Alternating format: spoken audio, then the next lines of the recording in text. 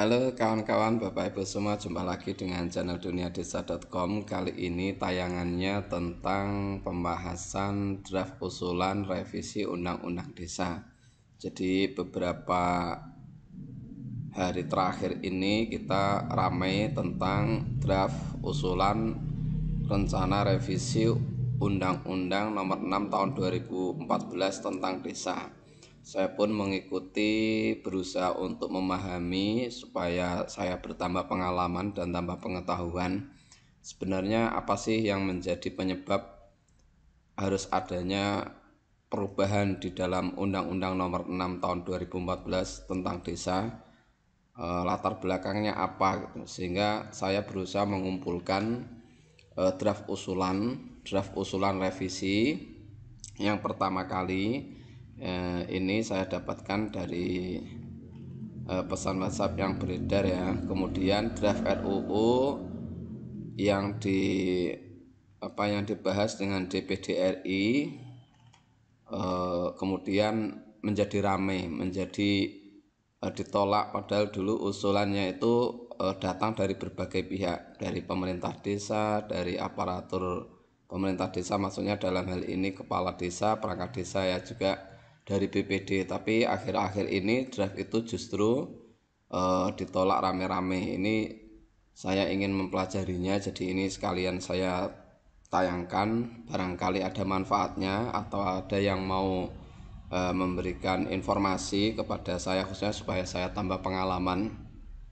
Setelah saya mengamati, ini saya sandingkan, ini Undang-Undang Desa Nomor 6 Tahun 2014 yang disahkan pada tahun 2014 itu. Kemudian ini draft usulan revisi yang diprakarsai oleh PPDI ya. Kemudian ini draft RUU perubahan yang dibahas pada DPD RI di Komite 1 DPD RI. Nah, dari 3 persandingan yang saya lakukan ini, dan saya mencoba menganalisa perkembangan yang terakhir, perkembangan setelah ditetapkannya Undang-Undang Desa sampai sekarang. Menurut saya itu setidaknya ada 7, tentu masih ada yang lain lagi, tapi saya melihatnya baru 7 yang menjadi alasan atau latar belakang usulan revisi Undang-Undang Nomor 6 Tahun 2014 tentang Desa. Yang pertama itu kedaulatan desa belum seutuhnya. Maksudnya bagaimana? Jadi desa dalam pengaturan itu masih ada yang kurang utuh. Mestinya desa dapat berdaulat utuh untuk mengatur dirinya tanpa aturan-aturan yang menyulitkan, aturan-aturan yang ribet. Nah, itu menurut saya yang menjadi latar belakang usulan revisi Undang-Undang Desa yang pertama. Kemudian yang kedua itu, ini yang paling dominan tampil ya, tampil di media, di diskusi para perangkat desa dan diskusi para pemangku kebijakan itu, banyaknya peristiwa pemberhentian perangkat desa yang tidak sesuai prosedur dan aturan yang ada, atau istilahnya sepihak.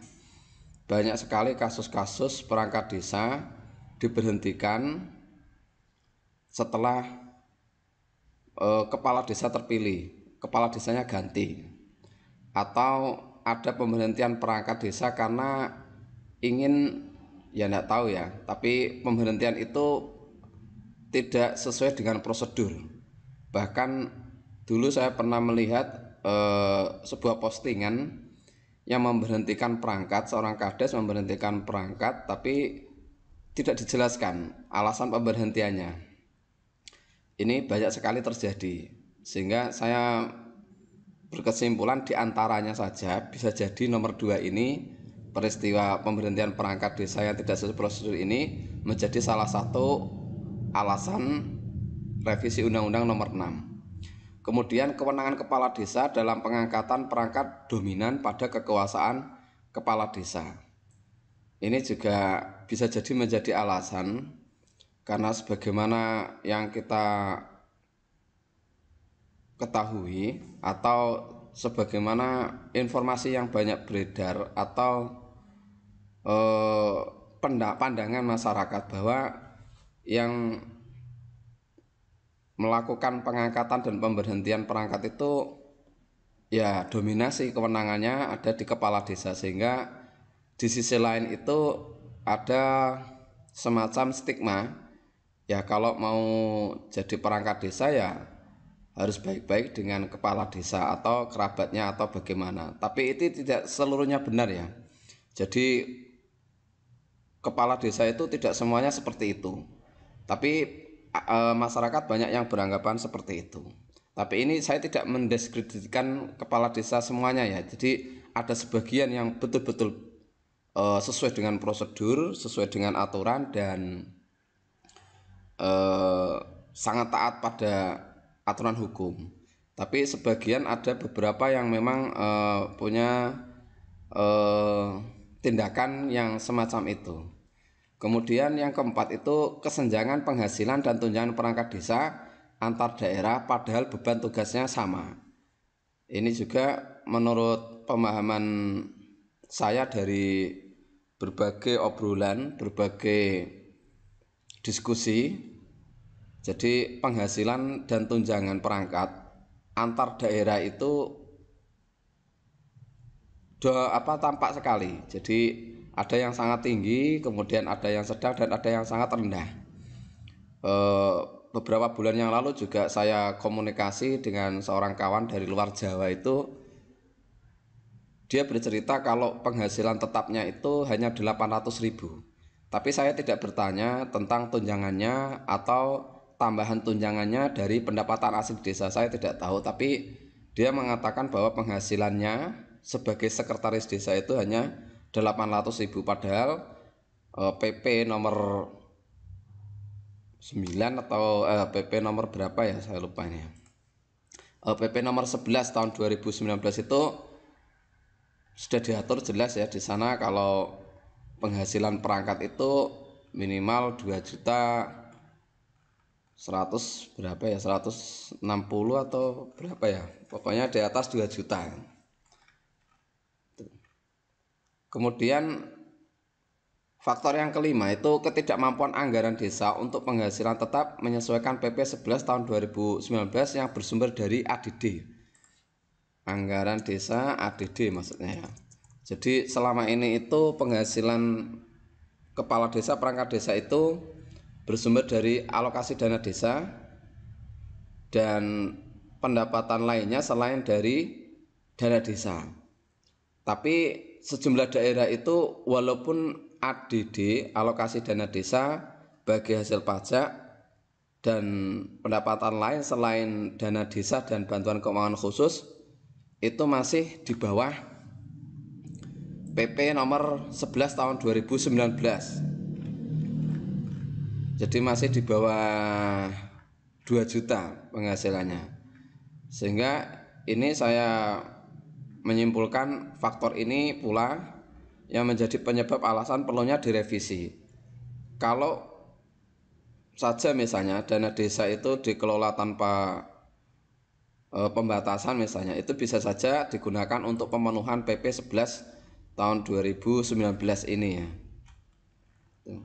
Misalnya untuk menutupi kebutuhan penghasilan tetapnya yang nilainya ini 2.022.000 ini ya, misalnya untuk perangkat. Untuk sekretaris desa 2.224.000 ini untuk ini misalnya. Kemudian alasan yang keenam itu penguatan struktur organisasi tata kerja pemerintah desa, khususnya bagi staf perangkat desa. Jadi di dalam undang-undang desa yang ada itu, perangkat desa itu kepala desa dibantu sekretaris desa, perangkat kewilayahan, kemudian unsur pelaksana, tapi unsur staf tidak disebutkan. Sehingga usulan revisi undang-undang desa itu diantaranya memperkuat staf, keberadaan staf itu supaya diakui, supaya punya kewenangan yang jauh dibandingkan yang sudah ada sekarang ini hanya sebagai pembantu pelaksana, yaitu pembantu koordinasi. Kemudian yang nomor 7 itu alasannya menurut saya itu, kesimpulan saya itu perlunya pengakuan terhadap keberadaan BPD dalam menjalankan tupoksinya. Jadi BPD saat ini itu memang dalam menjalankan tugas pokok dan fungsinya ini kurang maksimal karena ya faktor misalnya penghargaan. Kalau perangkat desa, kepala desa, sekretaris desa itu mendapatkan penghasilan tetap, mendapatkan tunjangan, mendapatkan tambahan tunjangan, sementara BPD itu hanya mendapatkan tunjangan saja dan operasional BPD. Maksudnya operasional itu ya operasional rapat, kemudian kebutuhan kantor, hanya itu saja, penghasilannya tidak ada. Nah, saya kira ini 7 yang menurut saya itu menjadi penyebab pandangan perlunya revisi Undang-Undang Nomor 6 Tahun 2014. Yang pertama tadi ini saya ulangi, kedaulatan desa belum seutuhnya, banyaknya peristiwa pemberhentian perangkat desa tidak sesuai prosedur dan aturan yang ada atau sepihak. Kemudian 3, kewenangan kepala desa dalam pengangkatan perangkat dominan pada kekuasaan kepala desa. Kesenjangan penghasilan dan tunjangan perangkat desa antar daerah padahal beban tugasnya sama. Ketidakmampuan anggaran desa ADD untuk penghasilan tetap untuk menyesuaikan PP 11 tahun 2019. Penguatan struktur organisasi tata kerja pemerintah desa khususnya bagi staf perangkat desa. 7, perlunya pengakuan terhadap keberadaan BPD dalam menjalankan tupoksinya. Ini baru 7 ya. Tentunya kalau teman-teman Bapak Ibu punya pandangan yang lain, latar belakang menjadi penyebabnya perlunya revisi Undang-Undang Nomor 6 Tahun 2014 tentang desa supaya lebih baik, itu bisa saja lebih dari 7.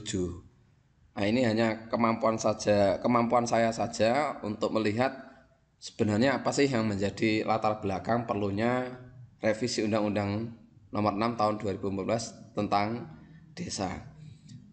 Sekian dulu, akan saya lanjutkan pembahasan berikutnya. Jika jika tayangan saya ini menarik, silahkan di-share. Jangan lupa subscribe untuk mengikuti pembahasan paparan saya, pandangan saya pribadi pada tayangan berikutnya. Terima kasih yang sudah memperhatikan.